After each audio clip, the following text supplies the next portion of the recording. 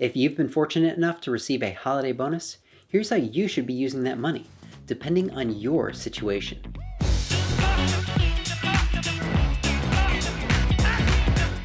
Hello and welcome to Practical Personal Finance, where you get the information you need to understand and succeed with money. I'm Andrew Shear, and you may have recently received an end-of-year holiday bonus from your employer. If so, consider yourself fortunate because only 1 in 10 people get a bonus like this. Today I'm going to walk you through what I would suggest you do with that money, depending on your situation. Make sure you stick around until the end for the one additional thing you should do regardless of where you're at. If you could use a bonus right now, then give this video a thumbs up. And if you're new to the channel, hit that red subscribe button. You're about to learn something new about money. The first thing you should do if you receive a holiday bonus is use it to pay off debt. I'm talking about credit cards, student loans, car debt, and personal loans. If you've got any consumer debt, now is the perfect time to get rid of a big chunk of it. Imagine if you didn't have to make a car payment or pay for a student loan every month. That would be a pretty amazing gift, wouldn't it? You may be thinking of spending that bonus on something else. But think about it this way. Would you take out a student loan or take out a loan against your car to go on a vacation or buy a new game system? Of course not.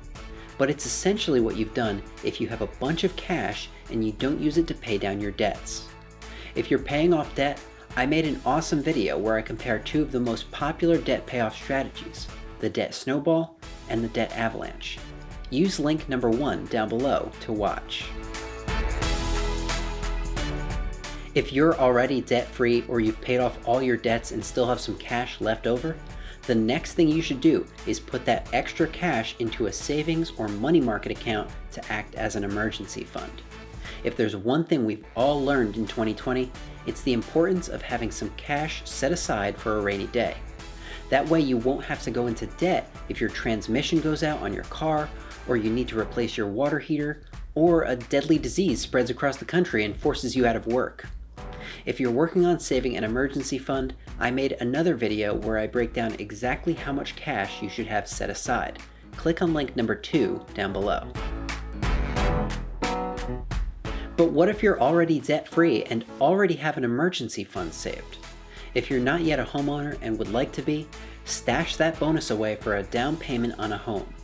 With no debt and an emergency fund saved, you're among the top 25% of Americans from a personal finance perspective. And one of the best ways to further take control of your income is by purchasing a home. Instead of paying someone else's mortgage as a renter, you can begin to pay your own, building equity and wealth in the process. Determining how much you can afford to spend on a home is not an easy task, but luckily I've created an in-depth video and spreadsheet that will guide you through that process. To learn more, use link number 3 down below. Alright, so let's say you're debt-free, emergency funds saved, and you already own a home. What should you do with your bonus now? Well, if that's the case, I think it's time to treat this bonus as a gift and put it toward getting yourself a new car. If you're driving something that's 10 or 12 or 15 years old that's starting to show its age, then you have my permission to go car shopping. But you absolutely need to follow these 2 rules.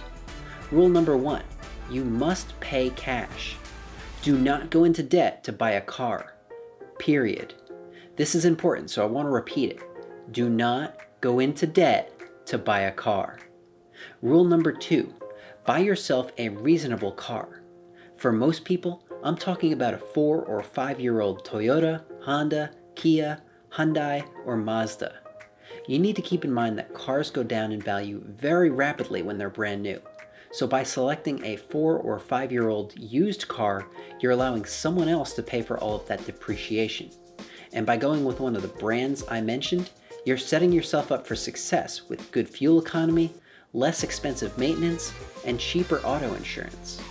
If you're thinking of purchasing a new vehicle, watch my video about how much you can afford to get you into the right mindset. Click on link 4 down below. So what happens when you're debt-free, emergency fund saved, a homeowner, and you're happy with what you're currently driving? and you still have this holiday bonus that you don't know what to do with, you are a champ. At this point, you should think about investing that bonus inside an individual retirement account, or IRA. If you use a Roth IRA, you can contribute up to $6,000 in 2020.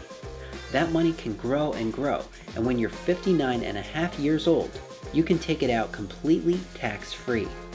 If you deposit $6,000 into a Roth IRA at age 25, invest it in an index fund, and let it chill for 35 years, you'll probably wind up with about $100 grand. Discipline and good decision making is all about choosing what your future self would appreciate. And trust me, 60-year-old you would truly appreciate an extra $100,000 courtesy of 25-year-old you. If you're interested in learning more about how individual retirement accounts work, check out my video where I compare the Roth IRA to the traditional IRA. It's link number 5 down below. No matter where you're at financially, I believe you should consider taking a certain percentage of your end of the year bonus and making a charitable donation. We always seem to be wrapped up in how we should be using our money for our own benefit. But I urge you, especially around the holidays, to think about how you can use your money for the benefit of others who are less fortunate. As I mentioned at the top, only 1 in 10 people get a bonus at the end of the year. And if you have the ability to use your bonus to put food on the table for a needy family, I think you should do it. What would you do if you received a holiday bonus at work? Let me know in the comments.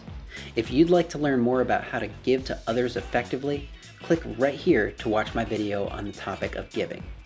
And if you're not already a PPF subscriber, click right here.